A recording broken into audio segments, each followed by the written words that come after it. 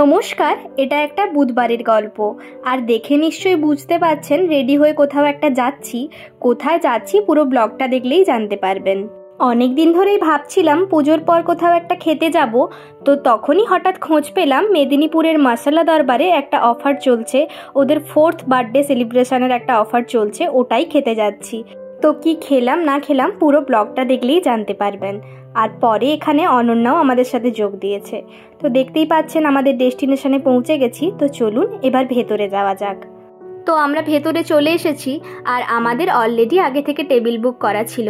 তবে আমরা টাইমের থেকে একটু লেটে আসায় আমরা সেভাবে ভিডিওটা করতে পারিনি। তো যাই হোক, এবার বলি অ্যাম্বিয়েন্সের কথা। অ্যাম্বিয়েন্সটার এখানকার গ্রাউন্ড ফ্লোর আর রুপটপটাই বেশি ভালো। তবে আমরা সেদিন বসেছিলাম সেকেন্ড ফ্লোরে। তবে এটার অ্যাম্বিয়েন্সও খুব খারাপ না, ঠিকঠাক। এবার আসি খাওয়ারে।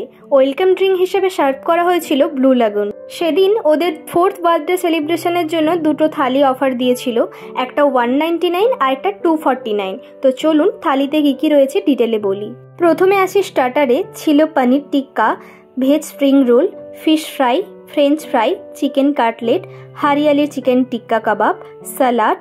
এবার মেন কোর্সে ছিল কোরিয়েন্ডার রাইস আর সঙ্গে 2 পিস চিকেন মাঞ্চুরিয়ান। ছিল বাসন্তী পোলাও আর সঙ্গে ছিল 2 পিস মাটন কষা অথবা 2 পিস চিকেন কষা। শেষ পাতে ছিল পাঁপড় আর রসগোল্লা। আর স্টার্টারগুলো খাওয়ার জন্য ছিল একটা গ্রিন চাটনি। এবার বলা যাক খাবারের টেস্ট কেমন ছিল। তো এখানে যা যা স্টার্টার দিয়েছিল তার মধ্যে আমার ভেজ স্প্রিং রোল বাদ দিয়ে সমস্ত স্টার্টারই মোটামুটি বেশ ভালো লেগেছে। মেন কোর্সের মধ্যে কোরিয়েন্ডার রাইসটা একদমই ভালো লাগেনি, মাঞ্চুরিয়ানটা ঠিকঠাক ছিল, আর বাসন্তী পোলাওটাও একদম ভালো লাগেনি, ছিল প্রচণ্ড মিষ্টি। তবে মাটন কষাটা দারুণ ছিল। আর শেষ পাতে রসগোল্লাটাও ছিল বেশ ভালো। তবে যেটা বেশি খারাপ লাগলো সেটা হলো এখানকার খাওয়ার টাইম লিমিটটা ভীষণ কম। তো যাই হোক, সব মিলিয়ে এক্সপিরিয়েন্স মোটামুটি। তো আপনাদের ব্লগটা কেমন লাগলো অবশ্যই জানাবেন কমেন্টে।